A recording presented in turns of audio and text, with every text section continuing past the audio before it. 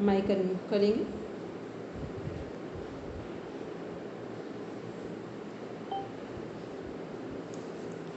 दोनों हाथों को जोड़ते हुए लंबा गहरा श्वास लेते हुए ईश्वर का ध्यान करते हुए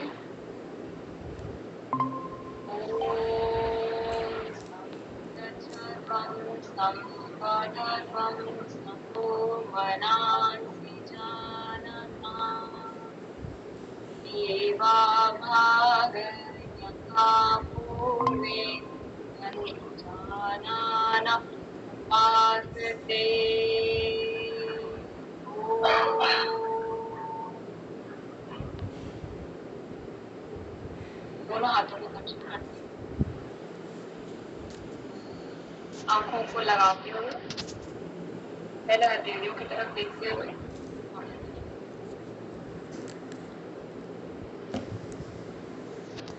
कल हम लोग ने देखा था अष्टांग योग, ठीक है। आज हम लोग देख रहे हैं knowledge of school of yoga, कर्म योगा, भक्ति योगा, ज्ञान योगा एंड ध्यान योगा।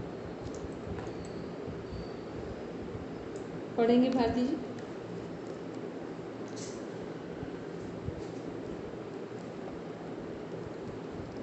योग के प्रमुख 4 स्कूल ऑफ योगा। हिंदू दर्शन में यह माना जाता है कि हर व्यक्ति की प्रकृति और प्रवृत्ति अलग होती है, इसलिए योग के अलग अलग रास्ते बताए गए हैं ताकि हर व्यक्ति अपनी प्रवृत्ति के अनुसार आत्म साक्षात्कार मोक्ष की तरफ बढ़ सके। आत्म साक्षात्कार का मीन्स, मोक्ष का मीन्स है कि जीवन जीते हुए ही संसार से मुक्त होना, संसार में रहना भी है और संसार से डिटैच्ड भी होना है पूरे ज्ञान के साथ। कर्म योग, कर्म का योग, अर्थ निष्काम कर्म करना अर्थात फल की इच्छा के बिना कर्तव्य का पालन। प्रमुख शास्त्र भगवत गीता मुख्य सिद्धांत कर्मण्येवाधिकारस्ते मा फलेषु कदाचन, गीता का 2.47 सेकंड अध्याय का 47 नंबर सूत्र। केवल कर्म करने में ही अधिकार है, फल में नहीं। लक्ष्य अपने कर्तव्यों को ईश्वर अर्पण भावना से करना और फल की चिंता किए बिना निष्काम भाव से काम करना। उदाहरण, एक शिक्षक बिना परीक्षा परिणाम की चिंता किए बच्चों को ईमानदारी से पढ़ाए। क्योंकि अभी हम लोग कर्म को क्या समझते हैं कि यदि निष्काम कर्म करेंगे तो कर्म ही क्यों करेंगे, निष्काम कर्म करेंगे तो कर्म ही क्यों करेंगे। क्योंकि जब निष्काम कर्म करना हो उसमें 100% एनर्जी लगाना थोड़ा मुश्किल लगता है। जब सकाम कर्म करना हो मीन्स जब हमें कर्म का परिणाम चाहिए हो तब तो 100% एनर्जी लगाना थोड़ा इजी लगता है। लेकिन जब काम को हमें निष्काम कर्म मीन्स हो गया परिणाम को ध्यान में रखकर काम को करना है, मतलब परिणाम को ध्यान में नहीं रखकर, ध्यान में रखकर करेंगे तो सकाम कर्म हो गए, ध्यान में रखकर नहीं करेंगे तो निष्काम हो गए। तो यहाँ पे जितना कर्म योग है वो क्या बता रहा है कि हमें निष्काम कर्म करने हैं, सकाम कर्म मतलब अपने लाभ के लिए, परिणाम के लिए कर्म नहीं करना है। और जो इसके पीछे विज्ञान है वो क्या है कि जब आप कर्म करने पर थोड़ा ध्यान लगाते हैं तो परिणाम का आना निश्चित होता है, और जब आप कर्म के परिणाम पर ध्यान रखकर कर्म करते हैं तो परिणाम आने में 50-50 का रेशियो बनेगा, क्योंकि एनर्जी क्या हो गई, डाइवर्ट हो गई। तो एनर्जी कहाँ लगानी, जैसे अभी आप ये क्लास पढ़ रहे हैं, 2 तरीके से पढ़ी जा सकती है। एक कि इस क्लास का रिजल्ट कैसा आएगा, या रिजल्ट के बाद जॉब कहाँ लगेगी, घर में हम काम करेंगे या बाहर करेंगे। तो क्या हो गया, जब वो लोग ये सोचकर पढ़ रहे हैं तो हाफ एनर्जी कहाँ डाइवर्ट हो गई, उनके एग्ज़ाम में और उनकी जॉब में। दूसरे वो लोग हैं जो 100% दे रहे हैं कि हमें पढ़ना है पूरी तरीके से। तो जो 100% दे रहे हैं उनका जॉब करना, बिजनेस करना तय है, फाइनल है। लेकिन जो जॉब और बिजनेस को ध्यान में रखकर एक एक दिन पढ़ रहे हैं कि इससे ये होगा, इससे ये होगा, इससे ये करेंगे, तो जो 1 मंथ की पढ़ाई है वो क्या हो गई, आधी एनर्जी काम की तरफ डाइवर्ट हो जाएगी। इसलिए बोला जाता है कि बिना परिणाम के यदि काम करते हैं तो उसमें दो फायदे होते हैं। निर्णय आना निश्चित है, सफलता मिलना निश्चित है। दूसरा, हमारी जो योग साधना है वो भी सफल हो जाती है, क्योंकि निष्काम भाव से कर्म करना है। आगे देखेंगे। भक्ति योग, भक्ति का मार्ग, अर्थ ईश्वर के प्रति पूर्ण प्रेम, समर्पण और श्रद्धा का रास्ता। प्रमुख शास्त्र भागवत पुराण, भगवत गीता। मुख्य सिद्धांत ईश्वर को अपना सब कुछ मानकर उसे प्रेम पूर्वक भजना। 9 प्रकार की भक्ति, नवधा भक्ति, श्रवण, भगवान की कथा सुनना, स्मरण, स्मृति में रखना, अर्चन, पूजा करना, दास्य, सेवा, आत्मनिवेदन, समर्पण, कीर्तन, गुणों का ज्ञान, पाद सेवन, बंधन, सख्य, मित्रता। उदाहरण मीराबाई, तुलसीदास, सूरदास, जिनकी भक्ति ने उन्हें ईश्वर से मिला। ठीक है, इसमें क्या है, भक्ति योग। भक्ति का मीन्स हो गया ईश्वर के प्रति पूर्ण प्रेम, समर्पण। तो यहाँ जो भक्ति के 9 प्रकार भागवत में, श्रीमद् भागवत में आते हैं। नवधा भक्ति वो क्या है, पहला है श्रवण, भगवान की कथाएं सुनना, बाल कृष्ण भगवान की बच्चों को सुनाते हैं। फिर कीर्तन का मीन्स हो गया भगवान का गुणगान करना। कुछ महाकीर्तन है, हरे रामा हरे कृष्णा, ऐसे कीर्तन जो संकीर्तन पूरे टाइम लोग उनको बोल रहे हैं, तो पूरा मन की स्थिति, अपने घर की स्थिति, सब में परिवर्तन दिखाई देता है। फिर स्मरण, स्मृति में रखना, मतलब हर समय भगवान को अपनी स्मृति में रखकर ही किसी कार्य को करना। कि भोजन बना रहे हैं तो भगवान के लिए बना रहे हैं, जो भी कार्य कर रहे हैं वो किसके लिए कर रहे हैं, भगवान को स्मरण में रखकर कर रहे हैं। फिर है पाद सेवन। पाद सेवन में मोस्टली क्या आता है, जो सद्गुरुओं का पाद सेवन होता है। ठीक है, जो चरण होते हैं सद्गुरुओं के, उनकी पूजा की जाती है। ठीक है, तो पाद सेवन में आते हैं हमारे। फिर इसके बाद अर्चन पूजन। अर्चन पूजन जो हमारा डेली रूटीन है, उसमें अर्चन पूजन करना कर्मकांड का हिस्सा है, वो भी नवधा भक्ति में आता है। फिर वंदन करना। वंदन मीन्स जो गुरु वंदना करते हैं हम लोग, वो सब वंदन का पार्ट हो गया। फिर दास से सेवा, जैसे हनुमान जी की सेवा। ठीक है, दास भाव से सेवा करना ईश्वर की। सबरी, सब दास भाव में है। ठीक है, फिर सांख्य मित्रता के भाव में, तो मित्रता के भाव में कृष्ण जी, सुदामा जी हो गया।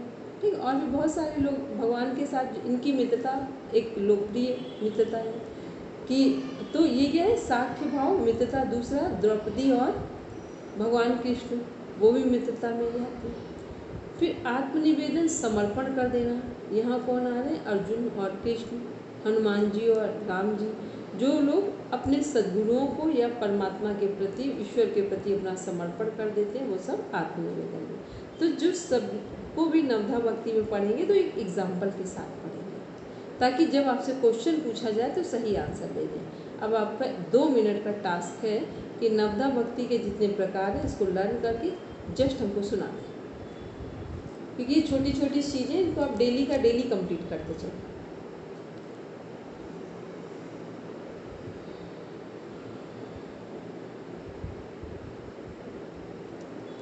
जिनको भी लर्न हो जाए बोल देना।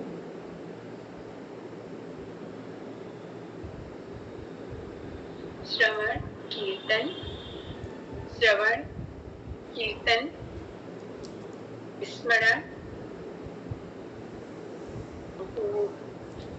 सीरीज से नहीं बताकर अलग अलग बता दूं? अलग अलग बोल। तो वंदन, दास्य, साख्य, पाद सेवन, श्रवण कीर्तन, मनन, स्मरण, वंदन, अर्चन, दास्य, साख्य, पाद सेवन। कितने हो गए बात? श्रवण, मनन, स्मरण, कीर्तन, वंदन, अर्चन, दास्य, साख्य, पाद सेवन। 9 हो गए। ओके, ठीक है। नेक्स्ट बोलेंगे जिनको भी लर्न हो गए हो,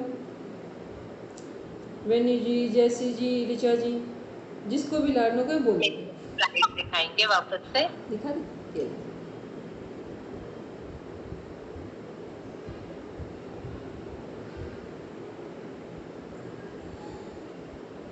सीक्वेंस देखेंगे, जल्दी लर्न हो जाए। श्रवण कीर्तन स्मरण पाद सेवन।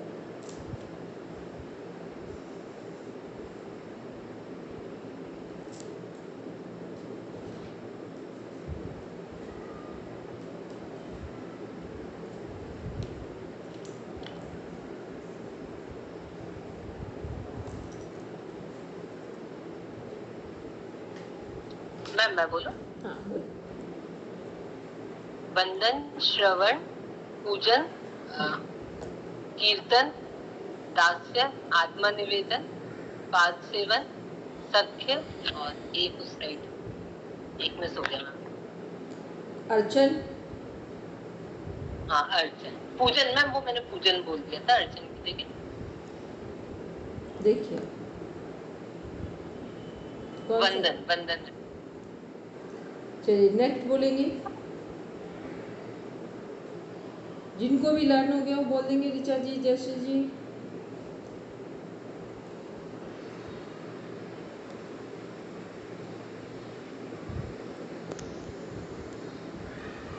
जयश्री जी लर्न हो गया है? जिनको हो गया हो बस वो हैंड रेस करेंगे, बोलेंगे जैसे।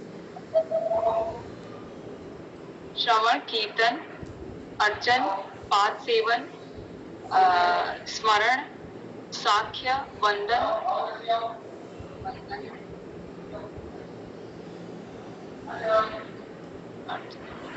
एक बार देखिए जैसे, बस एक बार देखेंगे। ऋचा जी, जयश्री जी बोल देंगे आप लोग।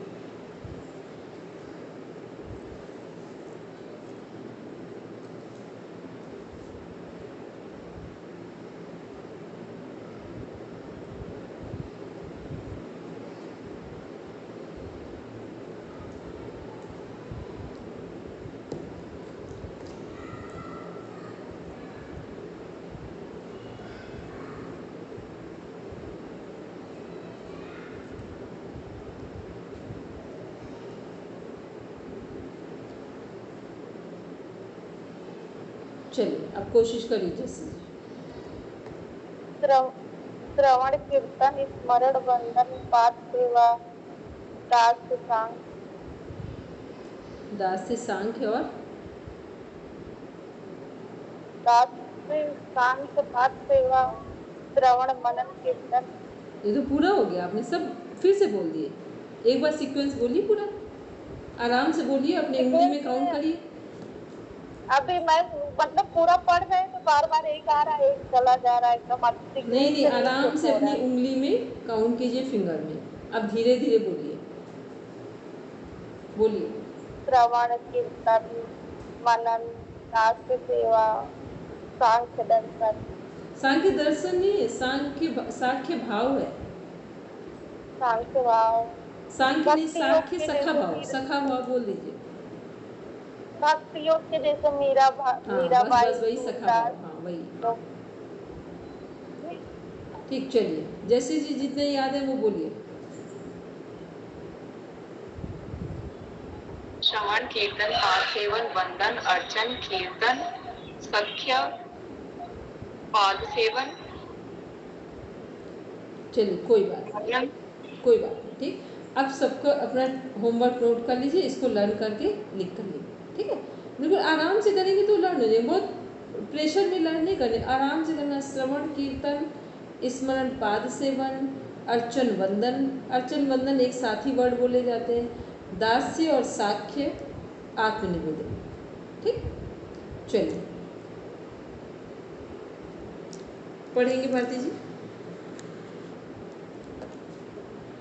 ज्ञान योग, ज्ञान का मार्ग, अर्थ आत्मा और ब्रह्म ईश्वर के यथार्थ ज्ञान के द्वारा मोक्ष की प्राप्ति। प्रमुख शास्त्र उपनिषद, भगवद गीता, ब्रह्म सूत्र। मुख्य सिद्धांत, अहम ब्रह्मस्मि, मैं ही ब्रह्म, तत्त्वमसि, तू वही है।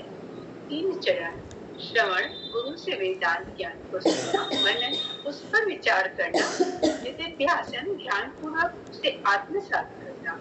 लक्ष्य, अज्ञान का नाश कर आत्मा और ब्रह्म की एकता को जानना।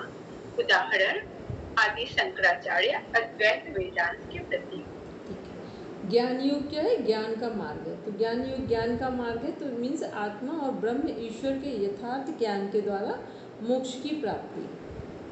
तो जितना भी ज्ञान योग है ये क्या है, हमारे उपनिषद के अंदर आता है, ठीक है। वेदों के अंदर उपनिषद है। उपनिषद में क्या पढ़ते हैं, क्या समझते हैं? ज्ञान के बारे में, क्योंकि वहाँ क्या है, सद्गुरु और शिष्य के बीच किसकी चर्चा हो रही है, क्या विषय है? आत्मज्ञान। फिर जो मुख्य सिद्धांत है, क्योंकि ये ज्ञान योग किसका कॉन्सेप्ट है, आदि शंकराचार्य जी का, ठीक है। तो इन्होंने इसमें क्या किया, ज्ञान के माध्यम से क्या अनुभूति बताई है, अहम ब्रह्मास्मि, मैं ही ब्रह्म हूँ। इसका मतलब तो तत्त्वमसि, तू भी ब्रह्म है, मैं भी ब्रह्म हूँ, तुम भी ब्रह्म हो। इसका मीन्स हुआ कि पूरा जो जगत दिखाई दे रहा है ये सब ब्रह्म में है, क्योंकि सभी जीवित हैं, तो इसका मतलब सभी उस सत्ता के कारण जीवित हैं। फिर जो हमारे ज्ञान योग के 3 चरण हैं, कौन कौन से, श्रवण, मनन, निदिध्यासन। श्रवण क्या है, गुरु से वेदांत ज्ञान को सुनना। मनन क्या है, उस पर विचार करना। और निदिध्यासन क्या है, ध्यान पूर्वक उसे आत्मसात करना। मीन्स गुरु से वेदांत ज्ञान को सुनना, उस पर विचार करना और ध्यान पूर्वक उसे आत्मसात करना। ये तीनों ही हमें क्या उपलब्ध कराएंगे, ज्ञान के द्वारा ब्रह्म की उपलब्धि कराएंगे या ब्रह्म का अनुभव कराएंगे। फिर लक्ष्य क्या है, लक्ष्य है माया का नाश कर आत्मा और ब्रह्म की एकता को जानना। क्या जानना है, आत्मा और ब्रह्म की एकता को जानना। उदाहरण, आदि शंकराचार्य अद्वैत वेदांत के प्रवर्तक। अद्वैत का मीन्स होता है जहाँ दोनों एक हो, कुछ अलग अलग है ही नहीं, जो हम हैं वही आप है, उसे बोलते हैं अद्वैत। जहाँ कोई भेद ना हो हमारे और आप में, उसको क्या बोलेंगे, अद्वैत बोलेंगे। तो ये किसके का कॉन्सेप्ट है, ज्ञान योग का। इसमें क्या देख रहे हैं, 3 चरण, श्रवण, मनन और निदिध्यासन। आगे पढ़ेंगे बाजी।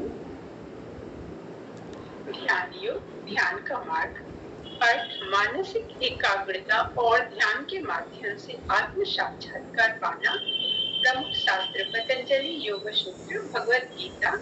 मुख्य सिद्धांत, ध्यान के अभ्यास से चित्त की वृत्तियां शांत होती हैं और आत्मा अपने शुद्ध स्वरूप में स्थित होती है। प्रक्रिया, ध्यान की अवस्था तक पहुंचने के लिए धारणा या एकाग्रता का अभ्यास करें।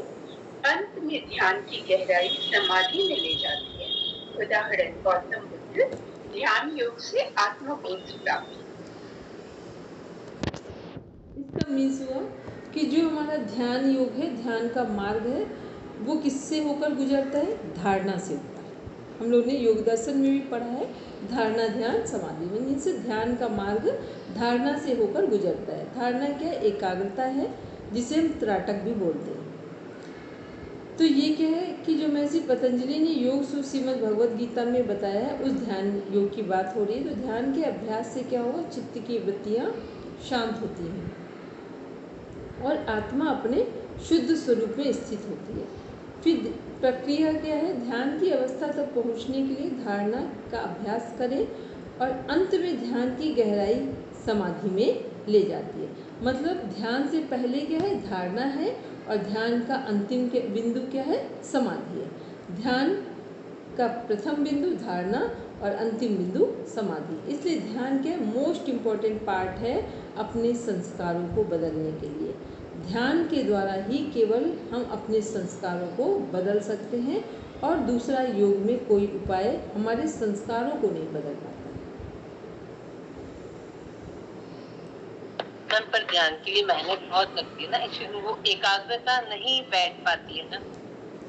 इसलिए पता है मैंने, जो एकाग्रता क्यों नहीं बैठती है, हम सब लोगों का एक बहुत बड़ा वीक पॉइंट है। हम लोग क्या करते हैं, जो चीज़ें की, जिन चीज़ों के हम बहुत अधिक बेनिफिट्स देखते हैं उसको पहले करने का प्रयास करते हैं, लेकिन हम ये कभी ध्यान नहीं दे पाते हैं जिस चीज़ के बेनिफिट्स बहुत अधिक होते हैं तो उसका कोई बेस भी होगा, है ना। और हमें लगता है कि हम ध्यान क्यों नहीं कर पा रहे। मान लो आपने के जीवन में किसी के प्रति शिकायत चल रही है, आपको लगता है आप ध्यान कर पाएंगे। आपने किसी का कर्ज ले रखा है और मन में देने का इरादा नहीं है, या उसको समय पर देना था और आपने उसको बताया भी नहीं कि हम किस कारण नहीं दे पाए। मान लो नहीं दे पाए, परिस्थिति ऐसी नहीं थी, लेकिन आपने उसे बताना भी उचित नहीं समझा। आपको लगता है ध्यान कर पाएंगे। आप डेली का जो रूटीन है, एक 1 मंथ का जो पैसों का हिसाब है, वो ही नहीं हमें याद है कि कितने पैसे आए, कितना हमने खर्च किया। ध्यान में बैठेंगे कभी नहीं। ध्यान की एक तैयारी होती है। जब आपके माइंड के जितने भी ऑप्शंस हैं उनमें सब में क्लियरिटी होगी तो आप ध्यान के लिए बैठ सकते हैं। क्योंकि ध्यान की पहली डिमांड है कि जितना आप प्योरिटी से जी रहे हैं, ना किसी से शिकायत है, ना किसी से कोई लेने का लालच है, ना किसी के प्रति आप कुछ ईर्ष्या से भरे हैं, ना किसी की उन्नति से आपको खराब लग रहा है। कई बार होता है आप सब कुछ अच्छा है लेकिन किसी की उन्नति से आपका मन डाइवर्ट हो रहा है, आप कितनी कोशिश कर ले ध्यान में नहीं बैठने जाता। तो ये क्या है, यही कारण है जब हम ध्यान में सफल नहीं होते हैं। और जब भी आप देखेंगे योग के फील्ड में या नॉर्मली लोग आते हैं तो वो क्या कहेंगे, सीधा सीधा, क्योंकि हम तो इसमें बहुत डेप्थ में है इस लाइन में, तो जो भी व्यक्ति जो सबसे ज़्यादा टेंशनाइड होगा वो क्या बोलेगा, मैम प्लीज़ आप हमें मेडिटेशन करवा दीजिए। तो हम उससे पूछते हैं कि जो इतना तनाव लेकर आए हो, कभी शांत होकर बैठकर अपने आप में सोचा कि तनाव आया क्यों है? क्योंकि हमने जो हमारे हिसाब होते हैं, जो डेली रूटीन में आने वाली जो चीज़ें होती हैं, उनको कभी मैनेज करने का माइंड सेट ही नहीं किया। काम था 1 वीक का, हम उसको टालते जा रहे हैं, पोस्टपोन कर रहे हैं, आज नहीं कल, कल नहीं परसों। तो ये क्या है, आपको स्ट्रेस देगा। फिर आपकी क्षमता थी 100 रुपये अर्न करने की, आपने क्या किया है 1 लाख रुपए अर्न करने का माइंडसेट कर लिया है। माइंडसेट करना ठीक है, लेकिन स्टेप 0 से ही उठाएंगे।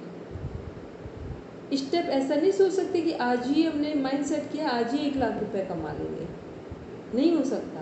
तो क्या है, ध्यान वही व्यक्ति कर सकता है जिसके विजन और मिशन क्लियर हैं, जिसका हार्ट और माइंड प्योरिटी से भरा हुआ है।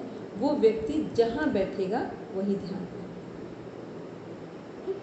ध्यान करने में और क्या प्रॉब्लम्स आती हैं, हम लोग भगवान के मंदिर में होंगे तो उसको समझते हैं ये ध्यान की जगह है, और जब अपना टॉयलेट साफ करना होगा तो हमें लगता है ये तो गंदगी है। ठीक है, ध्यान का मीन्स है, चाहे आपको टॉयलेट साफ करने को मिल जाए, चाहे भोजन बनाने को मिले, चाहे भगवान की मंदिर साफ करने को मिले, जो काम करो उसे पूरे ध्यान से करो। जब आप किसी एक काम को ध्यान से करना सीख जाएंगे तो आप जहाँ ध्यान के लिए बैठेंगे वहीं आप ध्यान कर पाएंगे। तो ये सारी चीज़ें जब ध्यान के संदर्भ में पता होती हैं तो ध्यान हो सकता है, अदरवाइज ध्यान नहीं हो सकता। और इस दुनिया में आप किसी से भी किसी की लाइन को कट करके ऊपर जाना चाहते हैं, ध्यान कभी नहीं होगा। केवल अपनी लाइन को बढ़ाना है, ऐड करना है ड्रॉ करते समय, या उसकी हाइट बढ़ानी है, लेकिन किसी की घटानी नहीं है। तो ये सब क्या है, ध्यान के केंद्र बिंदु तक पहुंचने के सारे रास्ते हैं। तो अब इतना कुछ करने का मन हो तो ध्यान के लिए तैयार हो जाइए। पता सब होता है कि ऐसे अवेयरनेस के साथ चीजें करनी है, बट मैम वो एक्शन में ही नहीं आ पाती। और जब ध्यान करने बैठो ना तो तब और ज्यादा याद आ आप केवल 1 वीक एक छोटा सा काम करिए, डेली अपनी डायरी मेंटेन कर दीजिए। जितना आज आपने रुपए खर्च किया है उसको मैनेज कर दीजिए। जिससे जो काम करने का प्रॉमिस किया है उसको रात सोने तक उसके प्रॉमिस को कंप्लीट कर दीजिए। यदि नहीं कर पाए हैं तो उसको इन्फॉर्म कर दीजिए कि हम आपका से जो प्रॉमिस किया था उसको नहीं कर पाए। जो आपने बोला है उसको पूरा कर दीजिए, जो आपने किया है उसको लिख दीजिए। आप देखिए, अब बैठिए ध्यान के लिए। अभी हम क्या कर रहे हैं, किसी से हमने कहा ठीक है 11 बजे फ़ोन करेंगे, वो बेचारा वेट कर रहा है 11 बजे से, हमें याद ही नहीं है। अब हम ध्यान के लिए बैठेंगे तो उसने इतनी सारी नेगेटिव वाइब्रेशन भेज दी आपको कि बैठिए ध्यान में कुछ नहीं होगा। ध्यान में ठीक है, ध्यान तब होता है जब किसी से हमारा कोई भी तरह का ना लेन देन नहीं होता है, ना लेना और ना देना, दोनों बराबर चल रहे हैं तो ध्यान कर सकते हैं, अदरवाइज ध्यान नहीं होगा। ठीक है, अब कितनी आप लोग एग्री कर पाए हैं मेरी बात से तो नहीं पता, कितना कर पाए हैं, लेकिन सच्चाई यही है। चलिए देखते हैं, पढ़ेंगे बातें। चारों योग मार्गों की तुलना। कर्म योग कार्य, उसका आधार है कार्य, उसका तरीका है निष्काम कर्म और उसका लक्ष्य है आत्मा की शुद्धि। भक्ति योग का आधार है भावना, तरीका है ईश्वर प्रेम और लक्ष्य है ईश्वर से मिलना। ज्ञान योग का आधार बुद्धि है, तरीका आत्मा ब्रह्म ज्ञान है और लक्ष्य अज्ञान का नाश है। ध्यान योग का आधार मन है, उसका तरीका ध्यान और समाधि है और उसका लक्ष्य आत्म साक्षात्कार। इसका स्क्रीनशॉट लेना चाहे तो ले लीजिए कि जो 4 हमारे योग के मार्ग हैं उनका क्या आधार है, क्या बेस है, क्या लक्ष्य है और उनको कैसे प्राप्त कर सकते हैं।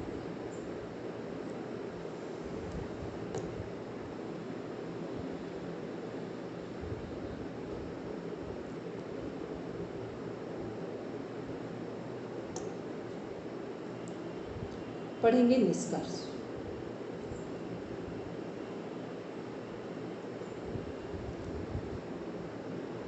निष्कर्ष, चारों योग मार्ग अलग नहीं लेकिन एक दूसरे के पूरक हैं।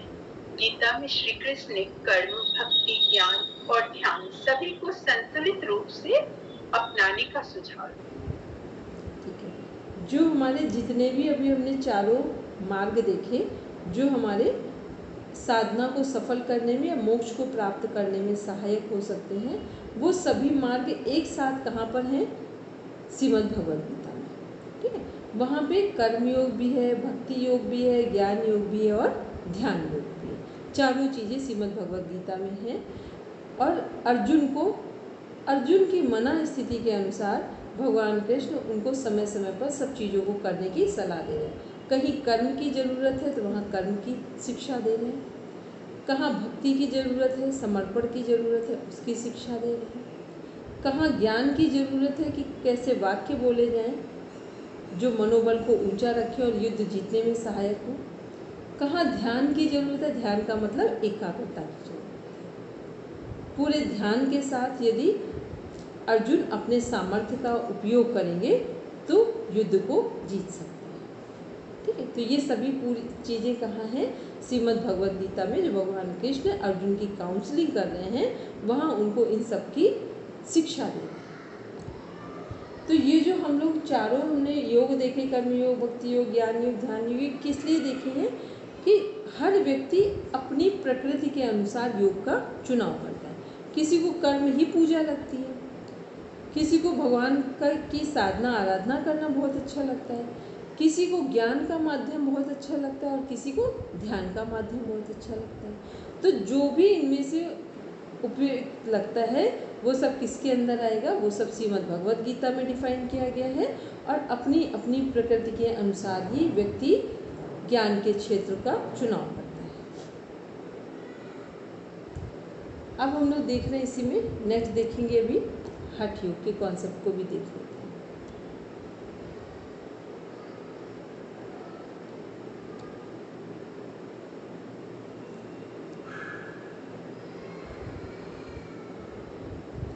पढ़ेंगे भाइयों।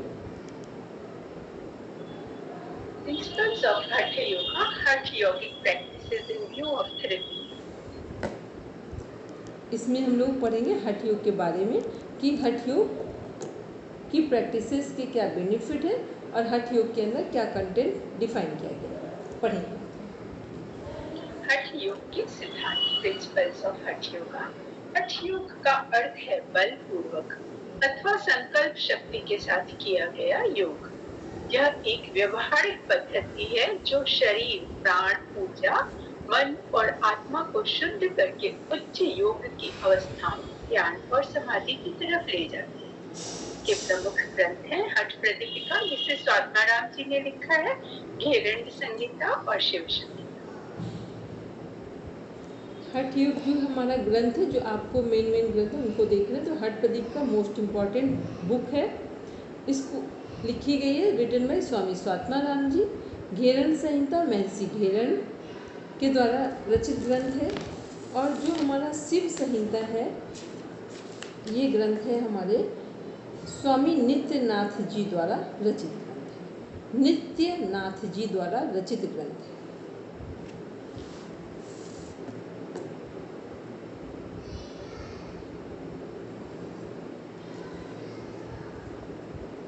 पढ़ेंगे। हठ योग के मुख्य सिद्धांत। शरीर शुद्धि पहले। जब तक शरीर और नाड़ियां शुद्ध नहीं होती तब तक ध्यान और समाधि संभव नहीं है। इसलिए पहले शुद्धि, फिर स्थिरता, फिर एकाग्रता। शरीर, प्राण और मन का संतुलन। शरीर की शक्ति, प्राण की गति, चित्त की स्थिति और ध्यान की अवस्था। स्वास्थ्य और स्थिरता। हठ योग का उद्देश्य केवल मोक्ष नहीं बल्कि शरीर को इतना स्वस्थ बनाना है कि वह उच्च साधना में सहायक हो सके। सुरक्षित और क्रमबद्ध अभ्यास। हठ योग में अभ्यासों को धीरे धीरे और संयम पूर्वक किया जाता है। गुरु मार्गदर्शन आवश्यक हो जाता है। अब देख रहे हैं यहाँ पे हठ योग के जो मुख्य सिद्धांत है, उसमें सबसे पहले क्या, शरीर शुद्धि। हम लोग देखते हैं ना, महर्षि घेरन ने क्या बताया, सबसे पहले सत्कर्म के बारे में बताया। तो सबसे पहले क्या, शरीर शुद्धि है। तो जब शरीर की शुद्धियाँ हो जाती है, शुद्धि हो जाएगी, मीन्स सभी नाड़ियाँ शुद्ध हो जाएंगी, तभी हम साधना के लिए तैयार होंगे, हठ योगिक साधनाओं के लिए तैयार होंगे। इसलिए पहले शुद्धि, फिर स्थिरता और फिर एकाग्रता। तो पहले हमें शुद्धि करनी है शरीर की, फिर स्थिरता किससे होगी हमारी, स्थिरता किससे आएगी हमारी, मुद्राओं से। मुद्राओं से स्थिरता आएगी हमारी, मुद्राओं से। और एकाग्रता किससे आएगी, तो ध्यान से आएगी। मैं वैसे तो आएगी, लेकिन वहाँ पे देखा होगा जो हम लोगों का वो दिया हुआ है, घेरन संहिता है, तो वहाँ क्या है, ध्यान या धारणा नहीं है, ठीक है, धारणा नहीं है। तो एकाग्रता दूसरे नंबर पे, जो एक ध्यान से पहले एकाग्रता होती है या ध्यान से एकाग्रता आ सकती है, और दूसरा प्राणायाम से भी एकाग्रता आती है, ठीक। प्राणायाम से तो लाघव बताया, हल्कापन होता है। और जो महर्षि पतंजलि हैं वो बोलते हैं, तथा क्षीयते प्रकाशावरणम धारणा सुचा योग्यता मनसा। धारणा करने की क्षमता प्राणायाम से आती है। तो प्राणायाम से धारणा करने की क्षमता का मीन्स हुआ एकाग्रता की क्षमता, ठीक है। एकाग्रता की क्षमता किससे आती है, प्राणायाम से आती है। ये दूसरा लाभ है। फिर इसके बाद क्या देख रहे हैं, शरीर, प्राण और मन का संतुलन। शरीर, प्राण और मन का संतुलन। यदि हमारा मन संतुलित है तो प्राण भी संतुलित होगा, प्राण संतुलित है तो हमारा शरीर भी संतुलित होगा। तो इसका मीन्स हुआ कि प्राण और मन एक दूसरे से प्रभावित होते हैं, एक दूसरे से इंटरकनेक्टेड है। तो प्राण यदि चंचल है, श्वास बहुत फास्ट चल रही है, तो मन की गति फास्ट होगी कि स्लो होगी, सांस फास्ट है तो मन भी फास्ट होगा, तो फिर विचार भी बहुत फास्ट आ रहे होंगे। फिर सांस की गति जो ब्रीदिंग अवेयरनेस है, वो यदि स्लो मोशन में है, स्लो मोड में है, तो विचारों की गति कैसी होगी, विचार भी कम हो जाएंगे। जब सांस पर कंट्रोल आ जाता है तो विचार ऑटोमेटिक कंट्रोल में। तो इसका अर्थ हुआ कि प्राण पर निर्भर करता है, या प्राणायाम पर निर्भर करता है कि हमारा मन शांत होगा या अशांत होगा, ठीक है। तो जब प्राण और मन संतुलन में है, एक डायरेक्शन में है, तो शरीर कैसा होगा, शरीर, बॉडी लैंग्वेज स्टेबल होगी या अनस्टेबल होगी, स्टेबल होगी, क्योंकि हम सब साइकोसोमैटिक होते हैं, जैसा मन वैसा ही शरीर, ठीक है। तो इसका मतलब है शरीर, प्राण और मन का संतुलन का मीन्स है शरीर की शक्ति, प्राण की गति, चित्त की स्थिति, ध्यान की अवस्था। इसका मतलब टोटल में बस ये है कि प्राण और मन स्थिर होंगे, बैलेंस्ड होंगे, तो बॉडी भी बैलेंस्ड होगी, ठीक।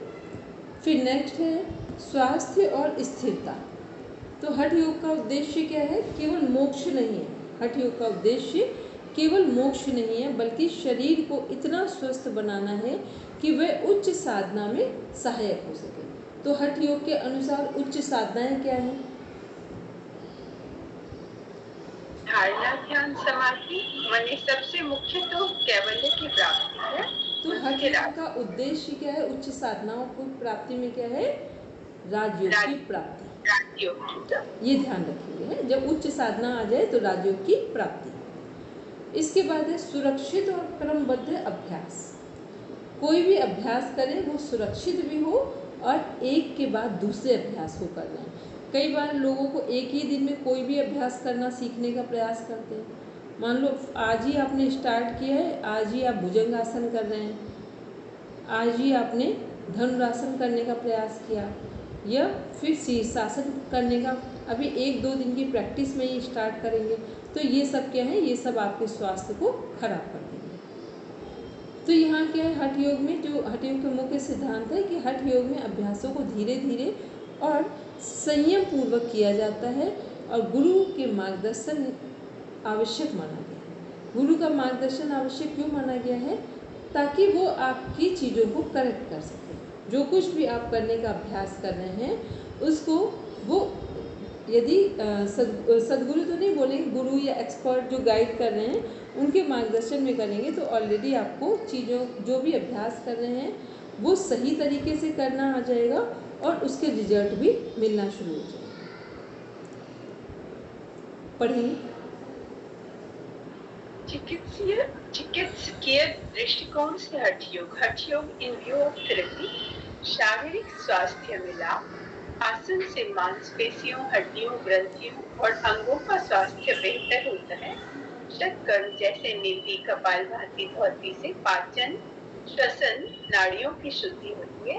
उदाहरण, जल नीति साइनस और एलर्जी में लाभकारी होता है। भस्त्रिका फेफड़ों को मजबूत करता है और त्राटक नेत्र ज्योति और एकाग्रता को बढ़ाता है। ठीक है, तो जो हमारा चिकित्सकीय दृष्टिकोण है वहाँ आसन से क्या है, हमारी बोन और मसल्स स्ट्रॉन्ग हो रहे हैं। षटकर्म से क्या हो रहा है, हमारे जो ऑर्गन है, इंटरनल ऑर्गन है, उनकी सफाई हो रही है। फिर उदाहरण में जल नीति से साइनस व एलर्जी में लाभ मिल रहा है। भस्त्रिका से फेफड़े मजबूत हो रहे हैं और त्राटक से क्या हो रहा है, नेत्र ज्योति व एकाग्रता बढ़ रही है। जो आई साइड है वो स्ट्रॉन्ग हो रही है।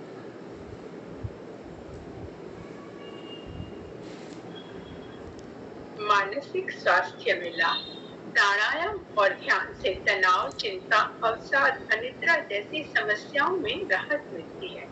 उदाहरण, अनुलोम विलोम मन को शांत करता है।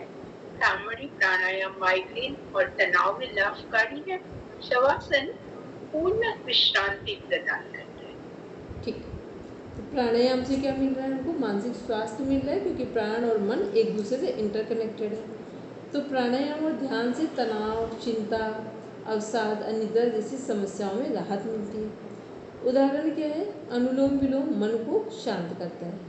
अनुलोम विलोम क्या कर रहा है, मन को शांत करता है। भ्रामरी प्राणायाम क्या है, माइग्रेन व तनाव में लाभकारी है। हमारी ब्रेन टॉनिक क्या है, भ्रामरी प्राणायाम है। फिर शवासन क्या है, पूर्ण विश्रांति प्रदान करता है। जब हम एक बार पूर्ण विश्रांति प्राप्त करके उठते हैं तो हम पूरी तरीके से दोबारा के लिए चार्ज हो जाते हैं। तो ये चार्जिंग कहाँ से हो रही है हमारी, प्राणायाम और ध्यान, अनुलोम विलोम, भ्रामरी प्राणायाम, शवासन कि इनको कैसे करें, कितनी देर करें और करने के बाद क्या क्या प्रिकॉशन लें और खुद में फील करें कि इन आसनों को करने से या प्राणायाम को करने से हमारी मानसिक स्थिति में क्या परिवर्तन आया है।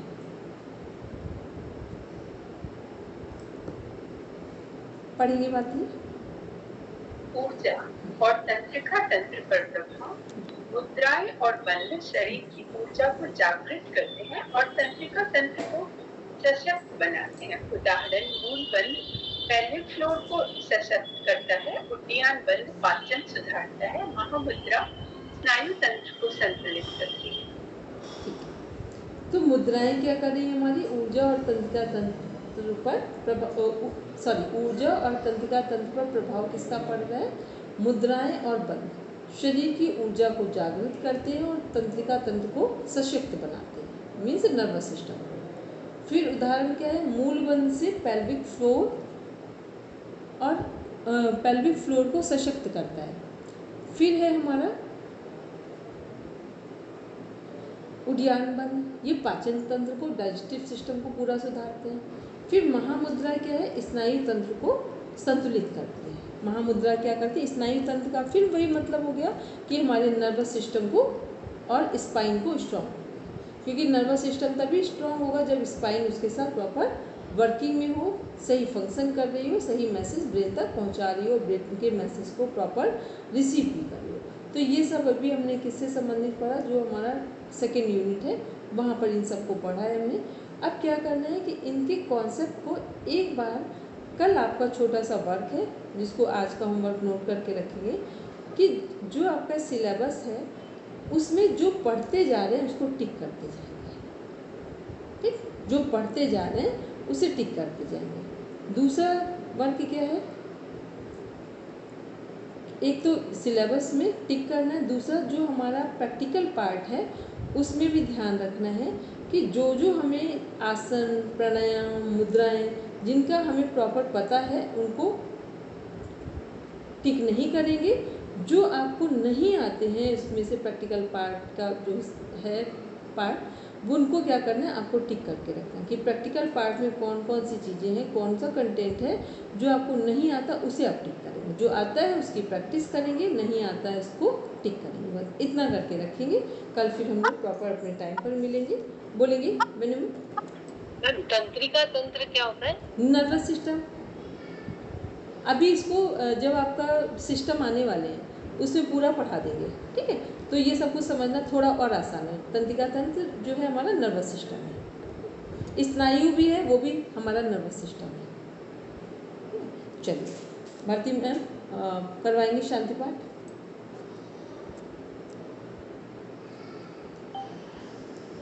बैकबोन बिल्कुल सीधी रखिए, हाथ नमस्कार की मुद्रा में, आंखों को आस्ते से बंद करें। सर्वे भवन्तु सुखिनः, सर्वे सन्तु निरामयाः, सर्वे भद्राणि पश्यन्तु, मा कश्चित् दुःखभाग् भवेत्, मा कश्चित् दुःखभाग् भवेत्। ॐ शान्ति शान्ति शान्ति। ॐ शान्ति शान्ति शान्ति। ॐ शान्ति शान्ति शान्ति। परम पिता परमात्मा ईश्वर को धन्यवाद करते हुए दोनों हाथों को आप गर्म हाथ बंद पलकों पर रखकर आंखों पर हाथों की गर्मी को महसूस करें। आंखों को धीरे से खोलकर 2-3 बार झपक कर क्लॉकवाइज एंटी क्लॉकवाइज घुमाएंगे। खुद को प्यार करते हुए हाथों को खुली किताब सा आंखों के बिल्कुल पास ले आए। धीरे से मुस्कुराएं। Thank you. सबको प्रणाम, शुभ रात्रि। और जो वर्क दिया उसका पूरा रिवीजन कर लेंगे और जो प्रैक्टिकल पार्ट और थ्योरेटिकल पार्ट है उसको प्रॉपर टिक कर लेंगे। ठीक, चलो, थैंक यू।